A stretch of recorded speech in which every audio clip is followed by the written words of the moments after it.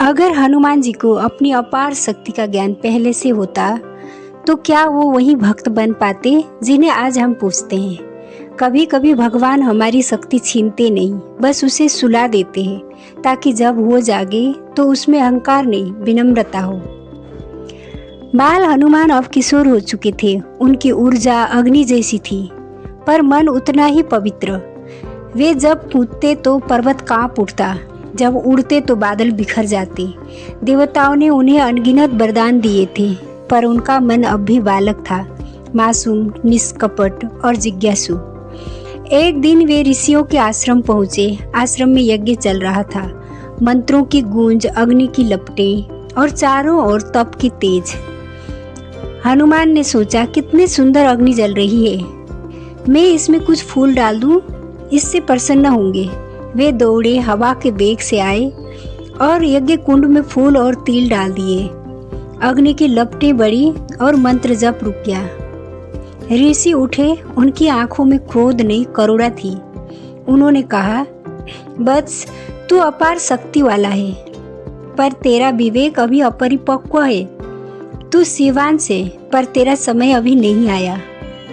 फिर उन्होंने आकाश की ओर हाथ उठाकर कहा, जब तक कोई तुझे तेरी शक्ति की याद न दिलाए तू अपनी शक्ति भूल जाएगा।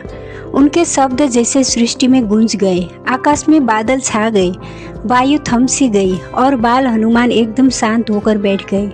उनकी आंखों की चमक धुंधली हो गई, मानो किसी ने उनके भीतर की अग्नि को मंद कर दिया हो। देवताओं ने कहा, ऋषियों ने श्राप दे दिया, पर मुनियों ने मुस्कुराते हुए कहा, यह श्राप नहीं, वरदान है। जिसके पास बल है उसे पहले धैर्य सीखना होता है। जब धर्म को उसकी आवश्यकता होगी वो शक्ति स्वयं जाग जाएगी। माता अंजना ने जब ये सुना तो वे अपने पुत्र के पास पहुंची। उनकी आंखों में चिंता थी, पर स्वर में ममता और ज्ञान। उन्होंने पुत्र का सिर सहलाते हुए कहा, पुत्र, दुख मत कर। कभी कभी भगवान हमारी शक्ति छीनते नहीं, बस उसे छिपा देते हैं ताकि जब वो लौटे हम उसे संभालने के योग्य बन चुके हों। समय बीता, वो बालक अब शांत, संयमी और साधक बन गया।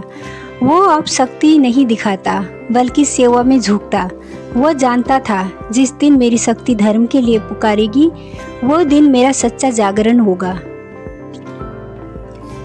कभी कभी भगवान हमें हमारी शक्ति भुला देते हैं, क्योंकि अगर हम उसे जल्दी जान लें तो हम उसे खो देते हैं। शक्ति तभी सुरक्षित रहती है जब वो भक्ति के साए में सोती है।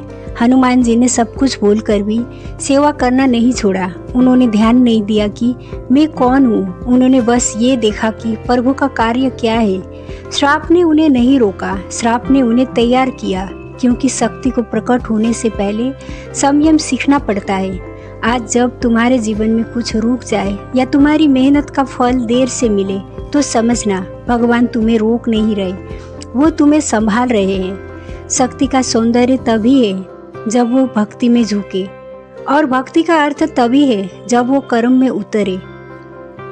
हनुमान जी हमें यही सिखाते हैं, जब शक्ति सो जाए तो भक्ति जगाओ, क्योंकि भक्ति ही वो दीप है जो अंधकार में भी दिशा दिखाती है। ऋषियों के श्राप ने हनुमान जी के शक्ति को भुला दिया, पर भाग्य ने नहीं, क्योंकि जो कर्म भगवान के कार्य से जुड़ा हो उसे कोई श्राप सदा नहीं रोक सकता। जल्द ही वो क्षण आने वाला था जब एक विनम्र सेवक अयोध्या के राजकुमार को पहचान लेगा और सृष्टि की सबसे महान मित्रता की शुरुआत होगी। अगले अध्याय में हनुमान जी और राम का प्रथम मिलन। बने रहिएगा हनुमान कथा से। जय श्री राम, जय हनुमान।